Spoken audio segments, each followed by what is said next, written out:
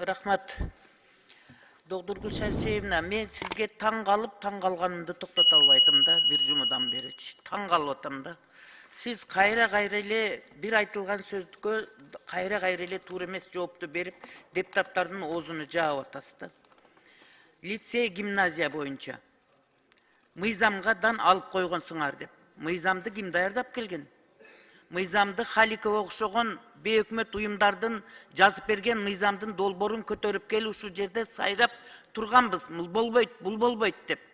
Ошого силер бизди настаивать этип туруп, бейөкмөт уюмдардын жазып берген мыйзамын алып келип, мына биздин кыргыз мамлекетинин ичинде элге билим берүүнү талкалап атасыңар. Анан кайра эле сиз мыйзамдын 19 беренесинде бакыйып жазылып турат 3 пунктта. Эгерде зарылчылыкка жараша, мен сизге окуп бербей эле коеюн, ошол жерде сиздин сөз милдетиңиз турат. Жетишпеген билим берүү тармактарын уюштуруш керек болсо, билим берүү министрлиги өзү аныктап, тактап, иштеп чыгат деп. Ошол сурооду жоопкерчиликти мыйзамда жазылган пунктту моюнга албай эле гимназия, лицейди мыйзамдан алып койгонсуңар, өзгөртүп берсиңер, биз кайра жасайбыз дейсиз. Али сиз программага өтө элексиз. 12 жылдык программага өтө элек эски программаны окутуп атасыз да. Эми коомчулукту жалгыз өзүңүз отуруп алып чаташтырып 90 депутатты ынандырганга аракет кылганыңыз туура эмес. Мен эл агартуу тармагын жакшы билем. Сиз өзүңүз дагы педагогсуз. Эмне үчүн ушул болгон нерсени, реалдуу чындыкты моюнга алып, кайра тескерисинче ошону иреттейин деп министр катары элге билим берүү тармагын жоопкерчиликти алгыңыз келбейт. Ошон үчүн мен сизге бир жамандык оюм жок. Мен сизди сыйлайм, аял катары, эне катары, адам катары сыйлайм. Бул мамлекеттин кызыкчылыгы болуп атпайбы? Элге билим берүү тармагы талкаланып атат. Сиздин убаңызда талкаланып атат. Бир мезгил келет, өзүңүз анан өзүңүз баа бересиз. Биз сизге жардам берейли деп айтып атабыз. Элдин суроо талабын биз сизге жеткирип атабыз, элдин өкүлү катарычы. Сиз аны тескери кабыл алып атасыз. Мына азыр дагы Гүл Акматкуловна айтса, мыйзамды өзгөртүп бер дейсиз. Мына лицей менен гимназияны сиз положенияны иштеп чыгып туруп, кармап калып, тереңдетип алып келсеңиз болот, кемчилдигини түздөп турупчу. Ошону эле боюнча 12 жылдык программага кирсеңиз боло берет. Бул жер бул Кудай кылган жери жок да, адам жасап атат муну.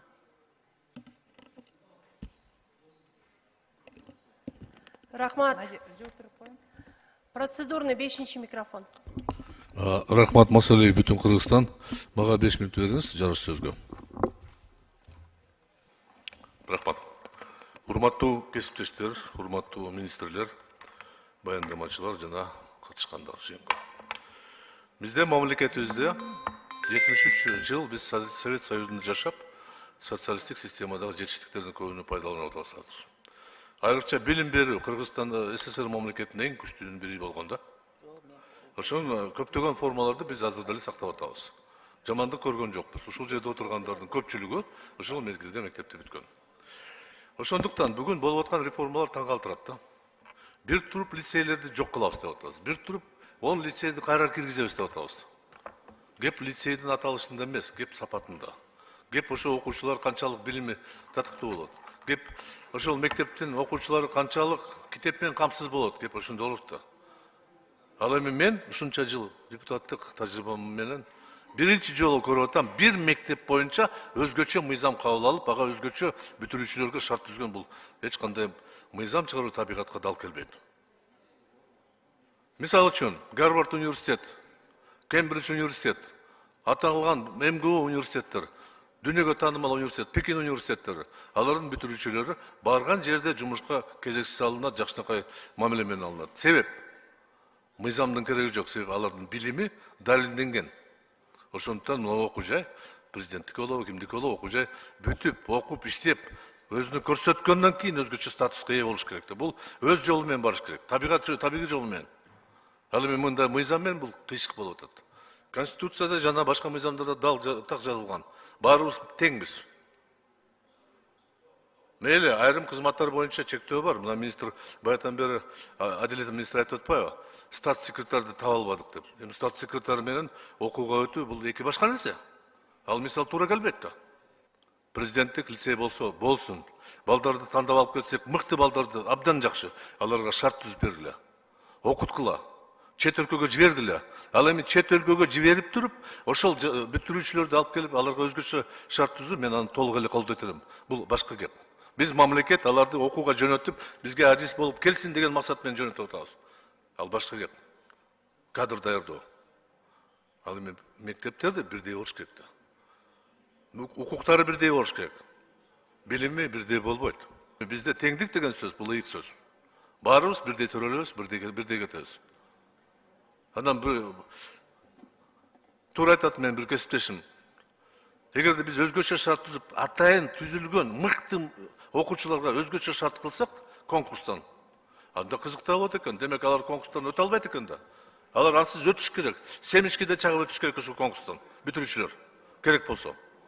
10-15 вузга тапшырыш керек болсо. Анан аларга өзгөчө шарт түзүп туруп, анда экзаменден бошотуп койгула такыр эле.